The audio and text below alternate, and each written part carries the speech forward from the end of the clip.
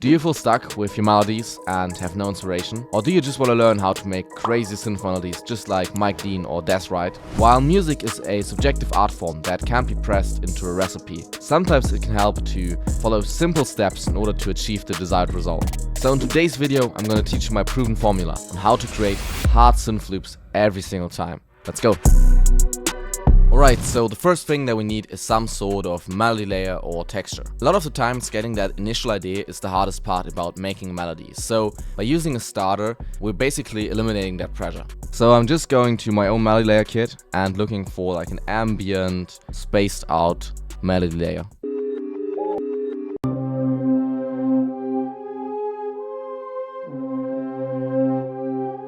That thing sounds crazy, okay? So I'm gonna EQ out a little bit of the lows, because there's some sort of bass going on.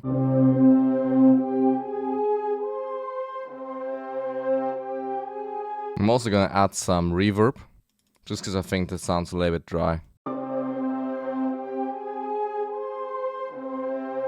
Alright, so now that we have a solid foundation for a melody, it's time to move on to the next element.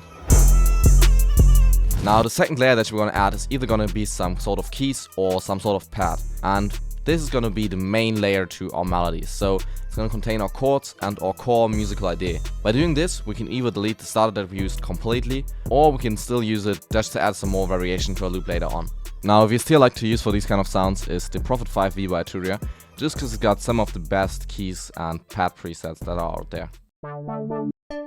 Okay, so I came up with this basic idea. It just doesn't sound really cool right now, but if we add some more effects and some more processing to this, it's gonna turn into something pretty cool, I think. So this is what we got.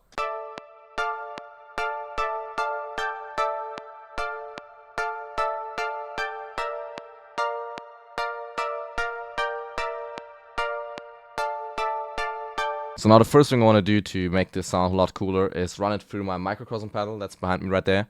And if we get some more texture out of that, I think half-timing it will sound pretty dope, so let's try that.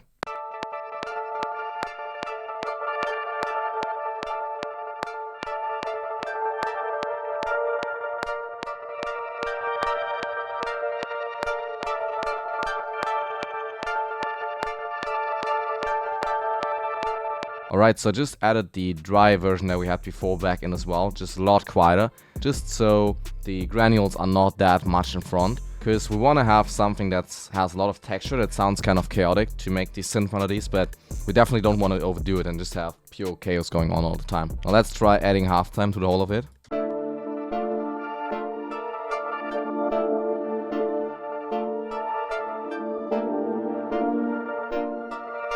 And right now we could decide whether we want to keep the starter or we can delete it. So this is what it sounds like without the starter. And then if we add it back in.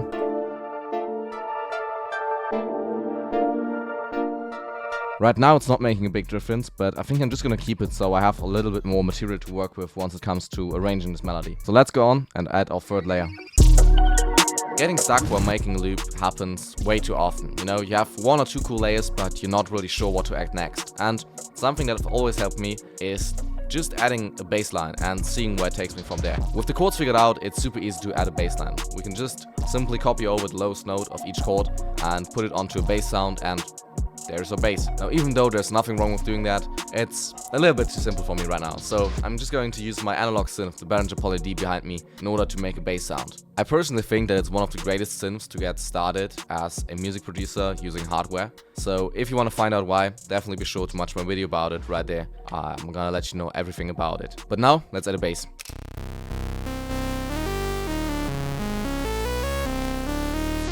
Alright, so I think I've created a pretty cool patch. This is what it sounds like. Now there are two things that you should watch out for in these kind of loops when you're using bass sounds. So first of all, they should have some sort of glide. So if I'm playing this thing up the octave, you can hear how the notes glide into each other.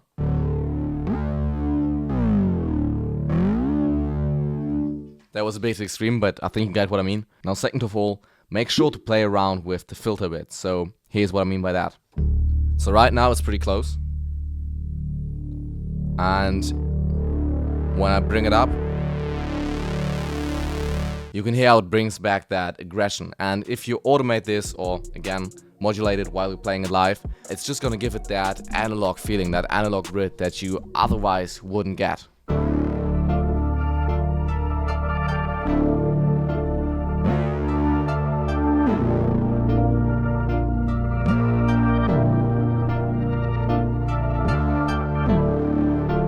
I just added a little bit more chorus on the software side to that bass, so it sounds even fatter. So this is what we got.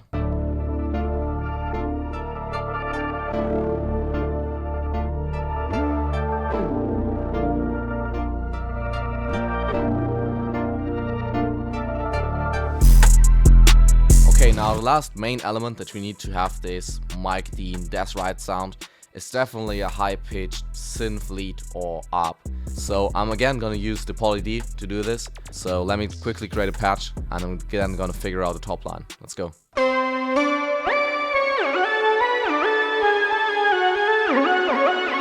Alright, so here's the synth patch that I created. With the synth leads, it's pretty similar to the basses. To keep in mind that you have some sort of glide, because, you know, that just sounds cool. You also want to play around with the filter just to give it a little more life and, you know, don't feel like a machine that's just playing the same thing over and over again. And something you can also do is recording in two sections. So in the first section, I'm gonna have the filter closed and the synth playing 1 octave lower. And then in the second section, I'm gonna pitch it up 1 octave and open up the filter a bit more. So you have two different sounding variations of the same melody, essentially. So let's record that in.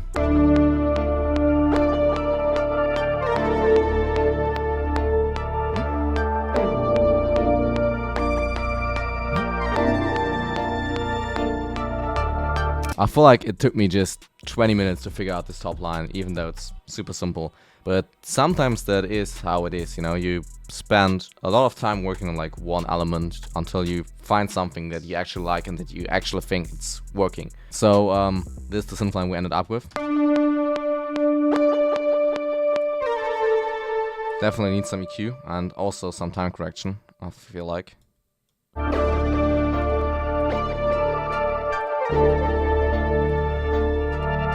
Let's also take away some of those mids in the bass, because I feel like they're taking away from the rest of the melody. Okay, so now that we have all our main elements ready, it's time to turn this pretty mediocre melody into an outstanding one. And we're gonna achieve this by adding ear candy. So accents, textures, effects, all that kind of stuff. And at the end of the day, those details are what sets your melody apart from all the others. So don't sleep on this. Let's go. Okay, so before we start adding details, I just want to get a quick arrangement in, just because I feel like there's too much going on at the same time. So we're just gonna have this for the intro, maybe add some accents later on. Now right here, I'm just gonna bring in the original sound.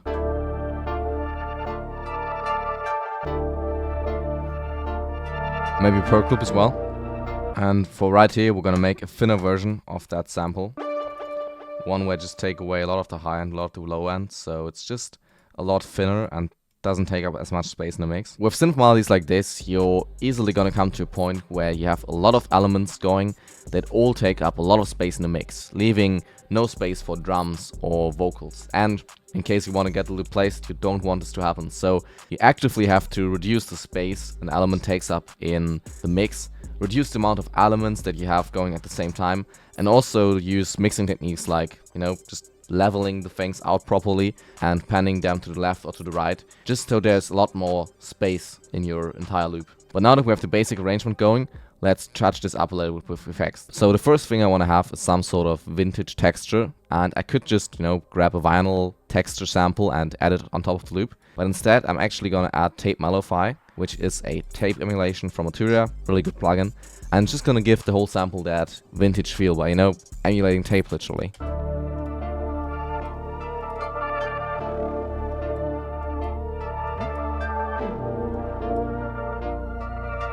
Okay, so I said I wanted to have a percussion loop going in the intro, so I'm just gonna search for perk loop 150 BPM.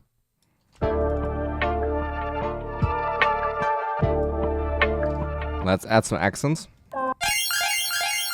Okay, this one's a little bit bright, but if you pitch it down and EQ it a little bit and maybe add some reverb, Yeah, and then let's also make this go from like left to right.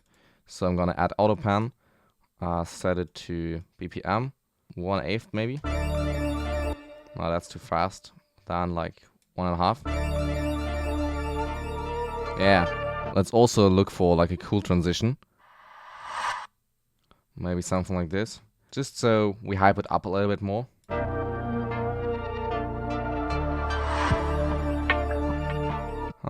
I'm also not the biggest fan of the percussion loop anymore. A impact would sound pretty cool though.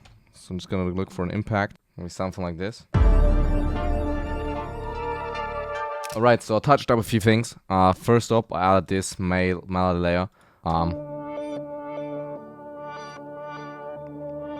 I also added EFX fragments from Arturia to the melody, just so it has some more sparks. So here's what it sounds like with EFX fragments. And without. And then I also added halftime to the whole section, but it's just on a 30% mix, so it's not taking away the high frequencies entirely. And that would sound something like this. But instead it's just adding a bottom layer that has some, a little bit more oomph.